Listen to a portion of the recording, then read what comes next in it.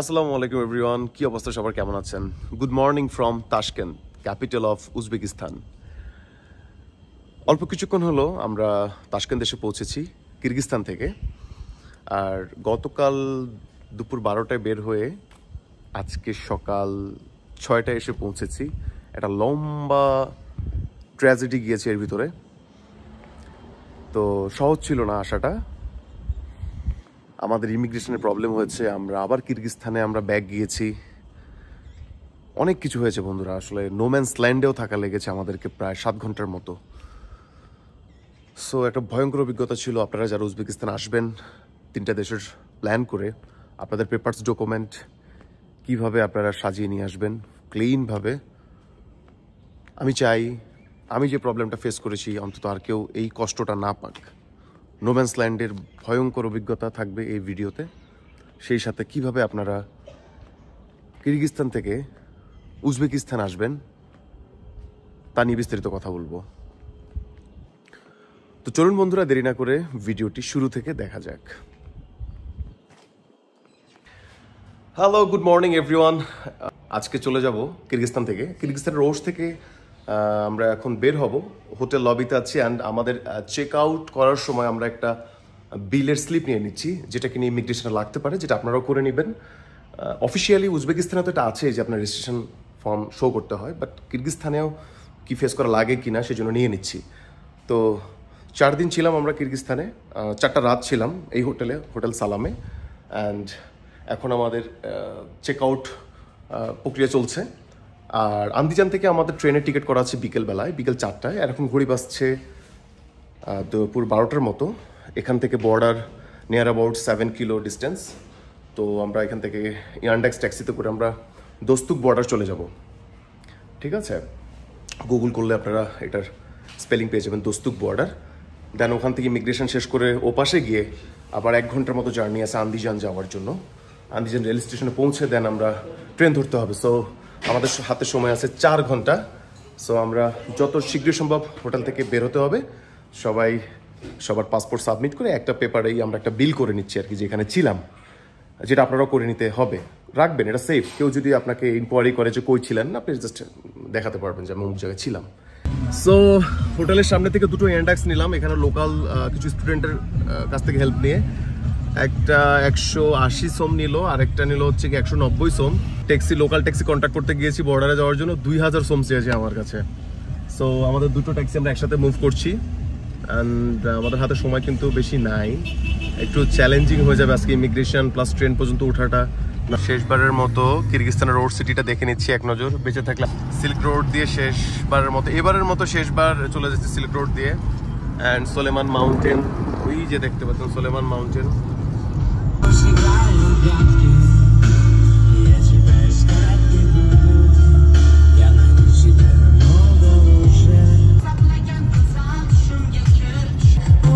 আমরা বর্ডারে চলে আসছি।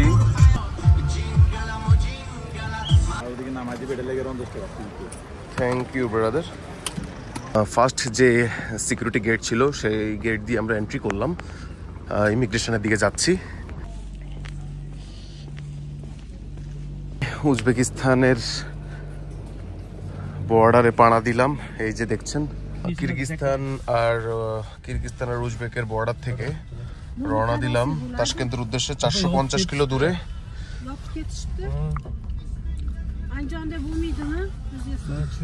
ইমিগ্রেশন শেষ করে মাত্র বের হলাম, এখন ঘড়ি বাজতেছে রাত 2টা। উজবেকিস্তান এবং ওশ বর্ডারের নো ম্যান ল্যান্ড যে জায়গাটা, সেই জায়গায় দীর্ঘ 10 ঘন্টা অপেক্ষা করেছি আজকে। আমরা মোট 6 জন আজকে ইমিগ্রেশনে ঢুকেছি। আমার আর আমার আরেকজন ভাইয়ের, নাসির ভাইয়ের, কিরগিজস্তান সাইডের ইমিগ্রেশন হয়ে গেছে। ভিসার এক্সিট সিল দিয়ে দিয়েছে ভিসার উপরে, কেমন। কিন্তু যখন আমরা উজবেকিস্তান সাইডে ঢুকলাম, আর উজবেকিস্তান ঢুকার জন্য যখন আমরা উজবেকিস্তানের ভিসাটা দিলাম, সে বলতেছে this is your old visa, please submit new visa. New visa মানে আমি শকড যে কিসের নিউ ভিসা, এটাই তো নিউ ভিসা। তখন ঘটনা যেটা হলো, টোটাল 2টা ভিসা ছিল আমার উজবেকিস্তানে আসার আগে, একটা হচ্ছে মাল্টিপল আর একটা হচ্ছে কি সিঙ্গেল। তো তাশকেন্দ এয়ারপোর্টে যখন আমি 14 এপ্রিল নামি, তখন তাদেরকে আমি আমার মোবাইল ফোন থেকে ই ভিসা দেখাই, একটা ফোল্ডার করেছিলাম আমি আসার আগে, তাশকেন্দ ফাইল। তাশকেন্দ ফাইলের মধ্যে তারা আমার যে সিঙ্গেল ভিসাটা আমি আজকে কিরগিজস্তান থেকে উজবেকে আসার জন্য রেখেছিলাম, তারা সিঙ্গেল দিয়ে আমাকে অ্যান্টি দিয়ে দিয়েছে 14 তারিখে। এটা আমি বলতে পারবো না বলতে আমি তো তাকে ফাইল ওপেন করে দিয়েছি আমার মাল্টিপলটা, সে ওখান থেকে প্রেস করে মনে করেন যে লক হয়ে গেছে, দেন আবার খুলে সে প্রেস করছে আর আবার সিঙ্গেল পাইছে, সিঙ্গেল দিয়ে আমাকে অ্যান্টি দিয়ে দিচ্ছে। অথচ আমার মাল্টিপল দিয়ে আমি ঢুকার কথা, সিঙ্গেলটা রাখছি আমি এখান থেকে ঢুকবো। তো কি হলো, মাল্টিপলের আবার মেয়াদ হচ্ছে গিয়ে 20 তারিখ পর্যন্ত, মানে এটা অলরেডি শেষ। তাহলে আমার ভিসা নাই। সেম কাহিনী আরেকজনেরও হলো। এখন আবার 23 তারিখ সকালবেলা হচ্ছে কি আমরা যাবো হচ্ছে কি তাজিকিস্তান। আবার তাজিকিস্তান থেকে 26 তারিখ এসে রাত 12টার পর আবার আমাদের ঢাকার ফ্লাইট বাকি মেম্বার্সদের। আমি কাজাকিস্তান যাওয়ার প্ল্যান। তো কি হলো বিষয়টা, মুহূর্তের ভিতরে ওরা আমাদেরকে ব্যাগ পাঠালো। কোথায় ব্যাগ পাঠালো? কিরগিজস্তানে। আবার ইমিগ্রেশন শেষ করে ওপাশে হেঁটে গেলাম। উজবেকিস্তানের ওরা ট্রাই করেছে হেল্প করার জন্য, বাট পলিসির বাইরে তো যাওয়া যাবে না, ভিসা না ছাড়া তো তারা আমাকে ঢুকতে দিবে না, তাই না? তো অনেক রিকোয়েস্ট করার পরও কোনো লাভ হয় নাই। এখন কি, নতুন ভিসা লাগবে। ফাইনালি নতুন ভিসা লাগবে। নতুন ভিসা তো আর বললেই হয় না, নতুন ভিসার জন্য টাইম লাগে। আমাদের গাড়ি একটা গ্যাস স্টেশনে নেমেছিল, থামিয়েছিল গ্যাস নেওয়ার জন্য। সে ফাঁকে আমি ফুটেজ নিয়ে যাচ্ছি, বাকি কথা আমি আবার পরে কোথাও নামলে আমি বলছি। ওকে, এখন গাড়িতে উঠেছি। তো বন্ধুরা, এখন রাত প্রায় 3টা বাজছে। আমরা আন্দিজান থেকে বের হয়ে তাশকেন্দের দিকে যাচ্ছি। হাইওয়েতে গাড়ি প্রায় 120-এর উপরে গাড়ি টানছে। আমার ঘুম আসছে না, কিন্তু খুব টায়ার্ড, ঘুমানোর প্রয়োজন। আগামীকাল আবার আমাদের তাজিকিস্তান প্ল্যান। তো যেটাই বলবো, এটা আসলে আল্লাহ পাকের হুকুম ছাড়া কখনোই আজকে এই ইমিগ্রেশন করে এখন এই মুহূর্তে আমি উজবেকিস্তান থাকার কথা না। এটা সম্পূর্ণ উপরওয়ালার ইশারায় হয়েছে। কারণ কিরগিজস্তান থেকে যখন আমরা বের হব, অবশ্যই আমাদের একটা ভিসা লাগবে, সেটা এক্সিট ভিসা অথবা ট্যুরিস্ট ভিসা। এছাড়া আমাদেরকে কিরগিজস্তান থেকে আর বের হতে দিবে না। এটা অফিসিয়ালি তারা যখন আমরা ঢুকি আমাদেরকে তারা বলে দিয়েছে। তো একটা ভিসা আমি অ্যাপ্লাই করে রেখেছিলাম 4 দিন আগে। সেই ভিসাটাই কোইন্সিডেন্টলি রাত 9টার দিকে চলে আসে। অ্যান্ড সেই ভিসা নিয়ে আমি নিজে ট্রাই করি যে ইমিগ্রেশনে গিয়ে কনভিন্স করা যায় কি না।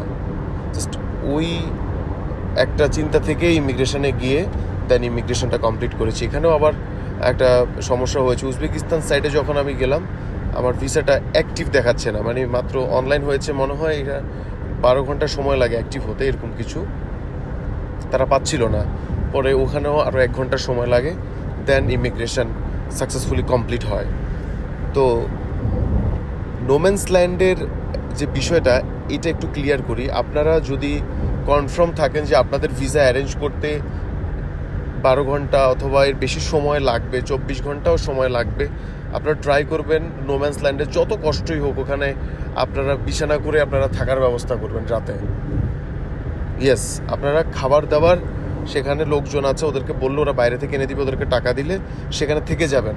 কখনোই আপনারা মাঝামাঝি জায়গা থেকে কোথাও ব্যাগ যাবেন না, কোনো দেশের সাইডেই আপনারা ঢুকবেন না, যতই প্রেশার দেখ। কারণ আপনি একজন ট্যুরিস্ট, আপনাকে তারা তো মারতে পারবে না, কিন্তু আপনি যদি কোনোভাবে একবার আপনি অবৈধভাবে কোনো একটা দেশে ঢুকে যান, আপনি বের হতে হলে কিন্তু আপনাকে ভিসা শো করতে হবে। আর যেটা আমাদের ক্ষেত্রে হয়েছিল। এখন কিরগিজস্তানের ইমিগ্রেশন ওরা এতটা অতটা পলিসি ফলো করে না দেখেই আজকে আমাদেরকে পাস হতে দিয়েছে, আদারওয়াইজ কিন্তু দিত না। আমাদের যে প্রবলেম ছিল এটা একদম মনের ভুলে হয়েছে। আমরা যদি জানতাম যে আমাদের সিঙ্গেলটা দিয়েই আমরা উজবেকিস্তান ঢুকেছি, আমাদের তো যথেষ্ট সময় ছিল আমরা ভিসা করে নেওয়ার। বাট আমাদের ধারণাই ছিল আমাদের মাল্টিপল দিয়ে এন্ট্রি হয়েছে, সিঙ্গেলটা দিয়ে আমরা এখন কিরগিজস্তান থেকে উজবেকিস্তানে ঢুকবো, সো কোনো সমস্যা নেই। তো আমাদের ট্রেন মিস হয়েছিল, কনফার্ম ট্রেন করা ছিল, সেটা মিস হয়েছে।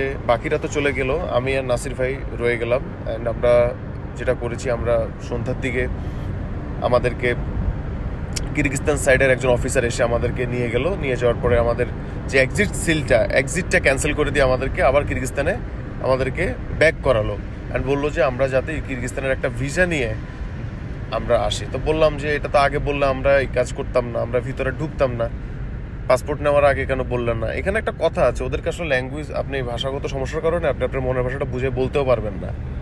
ওদেরকে অনেকভাবে বোঝানোর ট্রাই করেছি যে আমরা এখানে থাকবো, মানে নোম্যান্স ল্যান্ডেরই এই জায়গায় আপনাদের অথবা উজবেকিস্তানের কোনো একটা সাইডে আমাদেরকে থাকার ব্যবস্থা করেন। আমার তো ভিসা আসতেছে, একটা হিসাব আছে না যে আমি কখন অ্যাপ্লাই করেছি, কখন ভিসা আসবে, 10-12 ঘন্টা পরে ভিসা আসলে আমি ঢুকে যেতে পারবো। তো তারা কিছু না বলেই আমার পাসপোর্টটা নিয়ে আমাদেরকে এক্সিট ক্যান্সেল করে দিয়ে কিরগিজস্তানে আবার ব্যাগ দিয়ে দিয়েছে।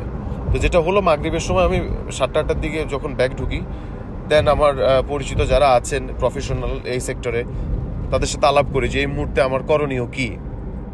তো এই ধরনের কেসে যেটা হয়ে থাকে, কিরগিজস্তানের যে বিশকেক, সেখানে বাংলাদেশ কনসুলেট অফিস আছে, তারা কিন্তু এতটা রেসপন্সিভ না, তারা এত একটা অ্যালাউ করে না, কথাবার্তা বলে না, কারণ বাংলাদেশের মানুষ এত বেশি ওভারস্টে করেছে, এই ধরনের কেস রেগুলার হয়। এখন আমি তো ট্যুরিস্ট, আমি তো আর ওভারস্টে প্যাসেঞ্জার না, আমার তো ভিসার ভ্যালিডিটি আছে। আমার এখানে একটা মিস্টেক হয়েছে কি, আমার উজবেকের ভিসাটা না থাকার কারণে আমাকে ব্যাক দিয়েছে, আমার কিন্তু ভিসার ভ্যালিডিটি আছে, মেয়াদ আছে ভিসার 1 মাস। তারপরে আমি ওই কনসুলার অফিসে যোগাযোগ করলাম, তারা বললো এই ধরনের কেসে এক্সিট ভিসা নিতে হবে। আরও সিনিয়র কয়েকজনের সাথে আলাপ করেছি, এক্সিট ভিসা কীভাবে নিতে হবে, $250 থেকে $300 পড়বে, এটা একদিন সময় লাগে, অ্যাপ্লাই করলে চলে আসবে। ওই এক্সিট ভিসা নিয়ে আবার ল্যান্ড বর্ডারও ক্রস করা যাবে না, আমাকে এয়ারপোর্ট দিয়ে বের হতে হবে, মানে অনেক রকমের হাইকোর্ট জজ কোর্ট হিসাব নিকাশ।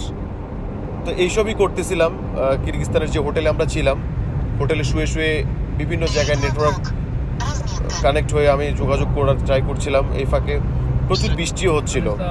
তো একটা সময় যখন ভিসা হাতে পেলাম রাত 9টায়, আমার নিজের মন থেকে আসলো আর কি যে আমি একটু ট্রাই করি যে আমার এই ভিসাটা দিয়ে আমি একবার রিকোয়েস্ট করি যে কাজ হয় কিনা। এই বৃষ্টির ভিতরে আমি আবার লাগেজ নিয়ে আমি ব্যাগে করে একটা ট্যাক্সি নিয়ে, ইয়ানড্যাক্স নিয়ে আমি গেলাম ইমিগ্রেশনে।